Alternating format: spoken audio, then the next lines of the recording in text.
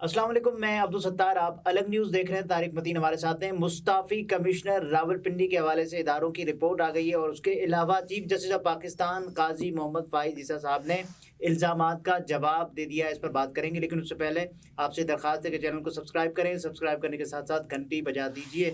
तो आ गई ये आ गई तो बात करते हैं, लेकिन जो आपने कहा कि काजी फ़ाइज़ ईसा साहब ने इल्ज़ामात का जवाब दे दिया है, ज़्यादती कर रहे हैं आप। क्यों? अगर चीफ जस्टिस साहब हैं और बड़े ओहदे पर हैं तो हम थोड़ी सी, जाहिर है कि हम सभी, इससे बड़ा भी एक ओहदा है, सबसे बड़ा एक ओहदा है, तो हम सब कहीं ना कहीं किसी न किसी जगह थोड़े से बैकफुट पे भी होते हैं, थोड़े से मोहतात भी होते हैं। तो आप मोहतात हो नहीं जी। देखिए, बहुत संगीन मामला है ना। तो चीफ जस्टिस साहब जो हैं वो अगर ये कहते हैं कि अगर आपने इल्ज़ाम लगा दिया, इल्ज़ाम लगाना आपका हक़ है, जी। तो फ़र्ज़ भी दीजिए। अच्छा, फ़र्ज़ अदा कीजिए कहना चाह रहे थे वो, कि नहीं आप सबूत दीजिए। तो बात यह है कि ऐसे तो नहीं चलेगा। चीफ जस्टिस साहब को ये बात समझ लेनी चाहिए कि ऐसे नहीं चलेगा। उन पर इल्ज़ाम है और बहुत संगीन इल्ज़ाम है। अच्छा। तो ये चीफ जस्टिस साहब कहते हैं खुद अपने मुंह से कि इसमें कोई सच्चाई नहीं है, इसमें कोई सदाकत नहीं है, बेबुनियाद है, तो ऐसे तो नहीं चलेगा। बात यह है कि चीफ जस्टिस साहब पाकिस्तान में जो अहम तरीन ओहदे हैं, उन अहम तरीन ओहदों में सबसे ताकतवर ओहदे पर हैं। तो उन पर अगर इल्ज़ाम है तो क्या उसकी तहकीकात, उसकी छानबीन ऐसे हो सकती है कि ये ओहदे पर रहें और छानबीन हो? तो फिर इंसाफ का तकाजा क्या होता है आमतौर पर जब किसी शख्स पर ऐसा इल्ज़ाम लगता है? वो कहता है ठीक है, चूंकि मैं इतनी बड़ी पोजीशन पे हूं कि मैं इन्फ्लुएंस भी कर सकता हूं, तो फिर मैं पीछे हटता हूं, कुछ वक्त के लिए पीछे हटता हूं। ठीक है, अब आप इसकी छानबीन कीजिए और मैं पीछे हटाऊं, अगर मेरे खिलाफ कुछ है तो निकल के आए। ऐसे में तो फिर प्रेस कॉन्फ्रेंस की बजाय आपको अदालत जाना चाहिए इस चट्ठा को। जी। ठीक है, तो जी एक पहला काम तो करिए ना कि इस शख्स ने ये बता दिया कि कौन है। अब इसने इल्ज़ाम लगाया, ठीक है, तो ये अदालत किसके खिलाफ जाएगा? चीफ जस्टिस के खिलाफ जाएगा और उसके अलावा chief election commissioner. Chief justice के खिलाफ कहाँ जाएगा? अदालत। अदालत का सरबराह कौन है? सिर्फ यही आई रेस्ट माय केस, यही है ना। अब आप कहते हैं सिर्फ यही अदालत तो नहीं है। तो अगर आप इस्लामाबाद हाई कोर्ट चले जाते हैं, आप किसी लोअर कोर्ट में चले जाते हैं, तो क्या होगा? उनका चीफ कौन है, उनका बॉस कौन है? तो बात यह है कि मैं नहीं कह रहा चीफ जस्टिस साहब इसमें कतन मुलव्वस नहीं होंगे, लेकिन क्या ये ऐसी साबित हो जाएगा कि चीफ जस्टिस साहब खुद कह देंगे कि नहीं जी ये सरासर बेबुनियाद है, मुझ पे इल्ज़ाम लगता है, मैं कह दूं जी बेबुनियाद है। इसमें तो दुनिया का सबसे बड़ा जो फार्मूला अप्लाई होता है आमतौर पे, क्या कोई भी शख्स जिस पे इल्ज़ाम लगता है वो मान लेता है कि इल्ज़ाम है? कोई भी कहता है कि मैंने किया है? यही होता है ना, दुनिया भर में यही होता है ना। इल्जाम का जवाब तो ये सही दिया जाएगा ना, तो मैंने नहीं किया। तो this is not the way. देखिए वही तो हम कह रहे हैं कि जो ऐसा जवाब देता है उसको मान लिया जाता है। उसके बाद तो हमेशा ही कहा जाता है कौन मानता है। ठीक है, तो फिर मानने की लिए साबित होना जरूरी है, तो अदालतों में जाएं, सबूत दें, साबित होना जरूरी है। तो साबित होने के लिए जरूरी है कि चीफ जस्टिस साहब स्टेप डाउन करें। मैं नहीं कह रहा इस्तीफा दें, लेकिन वो ये कहें कि जी मैं अब कुछ दिनों के लिए पीछे हट जाता हूँ, ठीक है, और अब जो है वो इस मामले को कोई और देखे और इसकी मुकम्मल शफाफ तहकीकात की जाए। एक जज पे इल्ज़ाम आया जिसका नाम है जस्टिस मज़ाहिर नकवी, इस्तीफा दे गया वो, ठीक है, क्या हुआ उसके बाद? अब भी कार्रवाई जारी है और उसके साथी जजेस कार्रवाई कर रहे हैं। इन पे इल्ज़ाम आया है, इन पे इल्ज़ाम आया है, तो ये पीछे हटे और उसके बाद इसकी शफाफ तहकीकात हो। चट्टा साहब को भी अदालत जाना चाहिए ना भाई। चट्टा साहब तो अपना काम कर गए, सही गलत जो भी है कर गए ना। एक शख्सियत पे इल्जाम है, दोनों लोग सिकंदर सुल्तान राजा भी और चीफ जस्टिस भी। यार मैं साबित करूंगा, आप साबित करेंगे? नहीं करेंगे ना। मैं और आप क्या कर सकते हैं? इसकी शफाफ तहकीकात डिमांड कर सकते हैं, यही करेंगे ना। शफाफ तहकीकात कैसे होती है? किसी ताकतवर शख्स के ओहदे पर होते हुए होती है शफाफ तहकीकात? मुझे बताइए। अभी तक तो नहीं होती ना। तो बस इसका ये आसान तरीका है। चीफ जस्टिस आप कहते हैं कि नहीं जी आप सबूत लाइए। ये बात ठीक है कि आप सबूत लाइए, लेकिन आपके होते हुए तो नहीं हो सकता। तो आप तो पीछे हटे, आप पर इल्जाम है और बहुत संगीन इल्जाम है, और मैं ये चाहूंगा कि आप पर इल्जाम गलत साबित हो। पाकिस्तान में कोई शख्स इतने बड़े ओहदे पर हो, उस पर इतना बड़ा इल्जाम लग जाए, मेरी ख्वाहिश होगी कि वो क्लीन साबित हो। सही है, लेकिन वो क्लीन ऐसे थोड़ी साबित होंगे कि वो बैठे भी रहेंगे और क्लीन साबित हो। ठीक है, लेकिन इस बात का फैसला उन्हें थोड़ी करना है।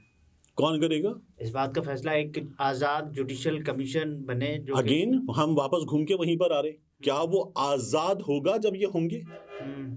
होगा। आप कर लेंगे तहकीकात, आप भी हो नीचे, इनके मौजूद होते हुए कोई भी कर लेगा। देखिए ये तो वही कर सकते हैं ना, इसलिए ये सीधी आसान बात है ना यार, इसमें मुश्किल क्या है कि इनको स्टेप डाउन करना चाहिए। ठीक है, इन पे बहुत बड़ा इल्जाम लगा है, पहले भी लगा है, अब भी लगा है। अच्छा, ऐसे में किसी पर भी अगर इल्जाम लगता है, महज इल्जाम, तो उसको स्टेप डाउन करना चाहिए। दुनिया भर में क्या प्रैक्टिस है। ठीक है, आप वापस आ जाए ना, आप वापस आ जाएं जब ये इल्जाम गलत साबित हो जाता है। ठीक है, एक बात, ऐसे तो फिर इल्जामात की बौछार हुई तो कोई अपने ओहदों पर ही नहीं होगा। बिल्कुल ठीक है, लेकिन ये जो इल्जामात की बौछार है, ये करने वाला, फर्ज कर लीजिए इस्लामाबाद में राहत बेकरी है या तहजीब बेकरी है, ये उसके गार्ड ने लगाया इल्जाम? नहीं। किसने लगाया? कमिश्नर पिंडी ने। तो ये कोई मजाक भी तो नहीं है ना, ऐसे कोई भी इल्जाम लगा दे तो बौछार, ये नहीं है मजाक। ये एक बहुत बड़े ओहदे पर मौजूद एक अहम तरीन आदमी ने इल्जाम लगाया, इसलिए। दूसरा, उस आदमी के हवाले से आमिर मीर साहब आ गए टीवी पे जी, क्या कहने लगे, कौन है ये साइको है, साइको, दिमाग खराब है इस आदमी का, ये कहा उन्होंने। इसके अलावा भी कुछ लोग आ गए और वो कहने लगे कि जी ये इसके करीब है, ये उसके करीब है, पहले भी फार्मूला ये वही है। तलत हुसैन साहब ने क्या कहा था, यही फार्मूला है। और 13 के इलेक्शन के बाद एडिशनल सेक्रेटरी इलेक्शन कमीशन, उन्होंने इल्जाम लगाया, इफ्तिखार चौधरी पे लगाया, फिर लगाया। तो अगर आप ये कह रहे हैं कि पैटर्न है नून लीग के खिलाफ, तो एट द सेम टाइम मैं कहता हूँ ये पैटर्न है नून लीग का। अच्छा, ठीक है ना, अगर ये नून लीग के खिलाफ पैटर्न है तो ये किसका पैटर्न है? नून लीग का। चीफ जस्टिस आएंगे, उसके बाद इलेक्शन होगा, कौन अड़ा हुआ था? नून लीग अड़ी हुई थी ना। तो फिर नवाज शरीफ आएंगे, तमाम उंगलियां किस पर उठ रही थी? और नवाज शरीफ कब आएंगे? जब चीफ जस्टिस आ जाएंगे। तो फिर तमाम उंगलियां किस पर उठती हैं? चीफ जस्टिस और साथ में मियां नवाज शरीफ पर। ठीक है, अब इस आदमी को आप साइको कह रहे हैं, इसके बारे में इदारों की रिपोर्ट, ये तकरीबन 2-2.25 साल पुरानी रिपोर्ट इस वक्त इसलिए अचानक वायरल हो गई है कि इसके आदमी के दिमागी तवाजुन के हवाले से बात हो रही थी। गुजारिश है, लियाकत अली चट्टा, वल्द गुलाम हैदर, कौम चट्टा, सकना सुइयां वाला इलाका, थाना वनी की तार, तहसील ज़िला हाफिजाबाद। कमिश्नर रावलपिंडी एक ज़मींदार घराने से ताल्लुक़ रखता है जो कि दौरान सर्विस मुख्तलिफ कलीदी पोस्टों पर तैनात रहा है और शहबाज शरीफ के वजारत आला 2013 से 18 के दौर में CM सेक्रेटरीट में भी इंतहाई अहम जिम्मेदारी सर अंजाम देता रहा है। दौरान तैनाती लियाकत अली चट्टा शरीफ फैमिली का ख़ास आदमी बन गया, खुसूसन हमजा शहबाज का दस्ते रास्त गर्दाना जाता था। ठीक है, पहला नुकता, शरीफ फैमिली के करीब है आदमी। ठीक है, और ये 2013-18 ये शहबाज शरीफ के करीब रहा। मोहसिन नकवी जब आया तो मोहसिन नकवी ने आकर 2 कमिश्नर जो हैं वो लगाए फौरी तौर पर। ठीक है, मोहसिन नकवी ने हलफ उठाया, उसके बाद 3 दिन के अंदर 2 कमिश्नर लगाए, एक कमिश्नर लाहौर और एक कमिश्नर पिंडी। ये मोहसिन नकवी ने लगाया था, तब से अब तक ये कमिश्नर पिंडी है। डिप्टी कमिश्नर फैसलाबाद भी तैनात रहा, जिसके बारे में आम फहम बात थी कि लियाकत चट्टा हमजा शहबाज के ज़ेरे साया पोस्टिंग्स लेता है। साल 2013 के इलेक्शन में हमजा शहबाज लियाकत चट्टा के घर सुइयां वाला भी आया था। लियाकत अली चट्टा अपने ज़ेरे असर ख़ानदानों से PMLN के लिए वोट भी मांगता रहा है। ठीक। लियाकत अली चट्टा के बहनोई और चचाजाद भाई बशारत अली चट्टा साइयावाला का चेयरमैन यूनियन काउंसिल रहा है, जो भी PMLN से वाबस्ता है, जबकि एक बहनोई शोएब हयात तारड़ सकना अमराद कल्ला साबिका नाजिम यूनियन काउंसिल और साबिका MPA मामून जाफ़र तारड़ का करीबी दोस्त और इस्तेहकाम पाकिस्तान पार्टी से वाबस्ता है। तीसरा बहनोई नसरुल्लाह चट्टा इंस्पेक्टर पुलिस ज़िला लाहौर है। चौथा मोहम्मद जमान चट्टा सकना हजरत किलिया वाला जमींदारा करता है। लियाकत अली चट्टा ज़्यादातर लाहौर रहमान गार्डन वाली रिहाइश में रहता है, लिहाजा उसका हल्का आबाद महदूद। अभी जो आपने हाउसिंग सोसाइटी का नाम पढ़ा है ना, कौन सी है ये हाउसिंग सोसाइटी? अभी पढ़ा है अपना नाम इसका, लियाकत अली चट्टा, जो कि गार्डन वाली रिहाइश, रहमान गार्डन। इसकी वजह से एक चैनल जो है पब्लिक न्यूज, उनको भी बड़ी मुसीबत पड़ी हुई है। अच्छा, रहमान गार्डन उनका प्रोजेक्ट है, उनके मालिकान का। तो वो इस वक्त अपने टेलीविजन चैनल पर इसकी सफाइयां दे रहे हैं, हमारा ताल्लुक नहीं है, कुछ नहीं है, ऐसा नहीं है, हमसे ना जोड़ा जाए, किसी किस्म की कोई सियासी जाती रंजिश या दुश्मनी न है। न गांव आने पर जिले सियासी शख्सियात से ज्यादा मील जोल रखता है, जबकि तारड़ फैमिली सायरा अफजल तारड़ साबिका MNA के खानदान से मरासिम हैं। सारे मरासिम इसके कहाँ निकल रहे हैं? PMLN में। अच्छा। दौरान सर्विस लियाकत अली चट्टा का कोई करप्शन या माली बेज़ाब्तगी का इसके नल सरेदस्त मालूम न हुआ। लियाकत अली चट्टा जहनी और जिस्मानी तौर पर मजबूत आदमी है। तो जहनी तौर पर भी मजबूत है, इसको साइको कह रहे थे ये लोग। जिस्मानी तौर पर भी आदमी मजबूत है, ठीक है। और इसने अब ये जो काम कर दिया है, इस काम के बाद सबसे ज्यादा प्रॉब्लम किसको हो रही है? PMLN को। PMLN का एक एक जीता हुआ बंदा इन इलाकों से, वो बंदा कह रहा है नहीं जी ये झूठ बोल रहा है, ये ऐसे कर रहा है। यार आप लोग नहीं। और अच्छा एक और कमाल हुआ, नहीं जी ये बात कर रहा है 70,000 की लीड की, हम तो कहीं 38,000 से जीते हैं, कहीं 22,000 से जीते हैं, कहीं 40,000 से जीते हैं, ये तो झूठ बोल रहा है। अब आप क्या चाह रहे हैं? वो बंदा गुफ्तगू करते हुए आपके वोटों का 12,733 भी लिखे। महावरत ने बात किया था ना यार, 4 घंटे से इंतजार कर रहे हैं। लेकिन जवाब जिसको देना चाहिए था उन्होंने जवाब दे दिया। PMLN क्यों जवाब दे रही है? PMLN क्यों जवाब दे रही है? उससे ज्यादा मुझे हैरानी हो रही है PMLN के जो सहाफी हैं, वो तो ऐसा लग रहा है कि अपने कपड़े फाड़ कर चट्टा पे इल्जाम लगा देंगे। सीरियसली उन सहाफियों की हालत ज्यादा देखने वाली है।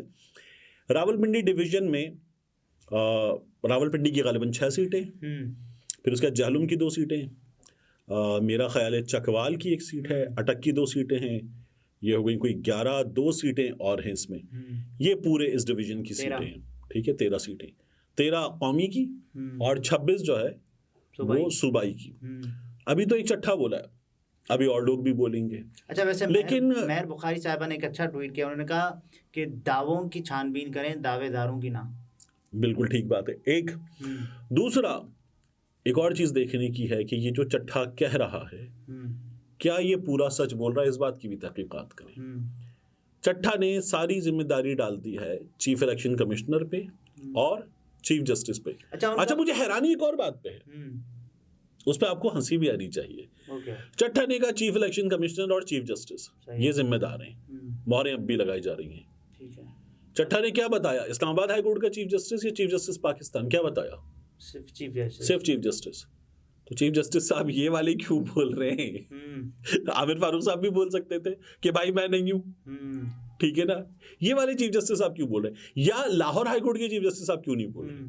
भाई पंजाब की सीटों की बात थी तो लाहौर हाई कोर्ट वाले चीफ जस्टिस साहब, जब चीफ जस्टिस बोला जाता है तो एक ही चीफ जस्टिस के बारे में जाता नहीं है। तो आमिर फारूक साहब क्या है? तो पाकिस्तान पे जो नहीं तो उसने कहा ही नहीं ना पाकिस्तान सुप्रीम कोर्ट के चीफ जस्टिस या पाकिस्तान के चीफ जस्टिस, उसने तो नहीं कहा। उसने ये भी तो नहीं कहा पाकिस्तान के इलेक्शन में धांधली हुई है। भाई मतलब वाह यार ये बड़ा अच्छा लाए हाँ ये वाली नहीं लाए, ठीक है। तो मैं तो हैरान हूँ कि ये चीफ जस्टिस साहब जो है ये यार ये हो सकता है बाद में वो कहे कि ये वाले नहीं थे बाद वाले थे, ऐसी भी कोई बात कर सकता है ना बात, ठीक है। तो आगे वाले थे, बाद वाले थे, पीछे वाले थे, कुछ ऐसी बात कर दे तो चलिए बाद वाला नहीं है तो वो ये कर दे कि यार ये मैं तो पंजाब हाई कोर्ट की लाहौर हाई कोर्ट के चीफ जस्टिस की बात कर रहा था या मैं इस्लामाबाद हाई कोर्ट के चीफ जस्टिस की बात कर रहा था।